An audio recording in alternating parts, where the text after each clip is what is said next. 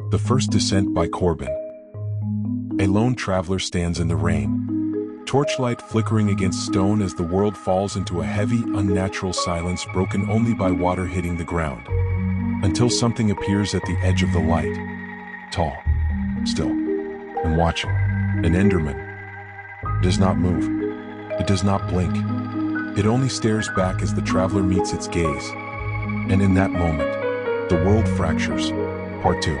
The beginning of the end. Long before that moment, there was the end. And before the end was a place, it was a question buried deep beneath. The overworld. At the roots of the world where ancient builders discovered strongholds carved in perfect unnatural symmetry as though something had shaped them rather than time or stone. And within those strongholds were libraries filled with broken knowledge containing books that described eyes. And books that described elsewhere, always ending with the same warning written in fragments as though reality itself could not fully hold it. It is not above. It is not below. It is waiting. Part 3. First Contact. They found the first Enderman long before they understood what they were. Tall figures moving silently through blocks as though reality itself was optional. Entities that appeared at night with glowing purple eyes watching from a distance and vanishing when observed too closely. And the builders, unable to explain them, called them anomalies and captured them to study and control what could not truly be controlled. And from that obsession came the Eyes of Ender. Formed from pearls and blaze powder into something unnatural that did not simply exist but instead pointed. Always downward.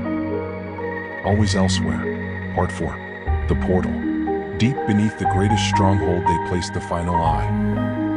And the world reacted as stone shifted and the air collapsed inward as though the world was folding in on itself. A frame that had always existed became visible in full as 12 sockets aligned perfectly in impossible design.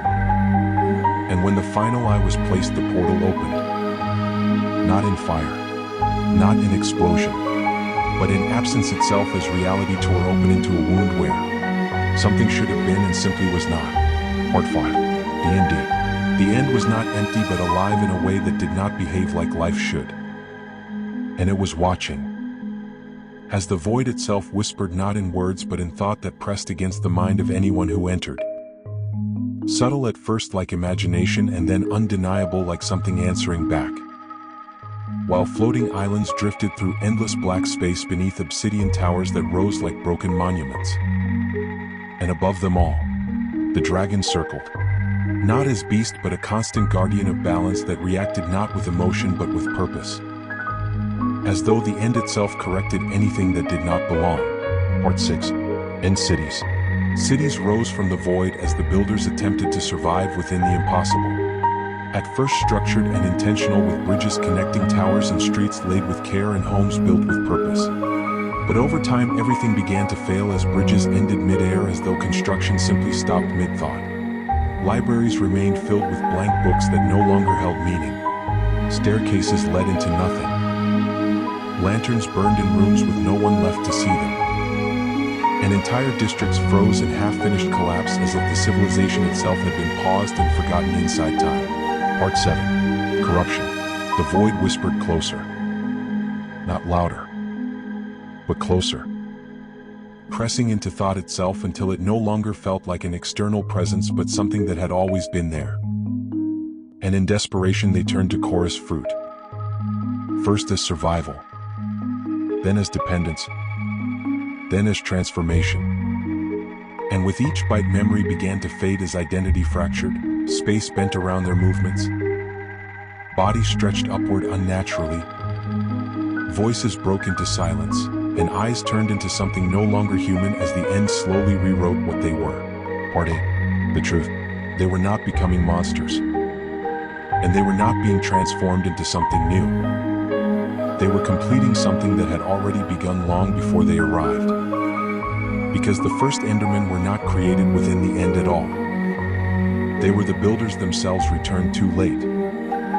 Reshaped by the place they tried to conquer until nothing remained of what they once were except fragments of memory that could no longer hold together. Part 9. The Final Descent.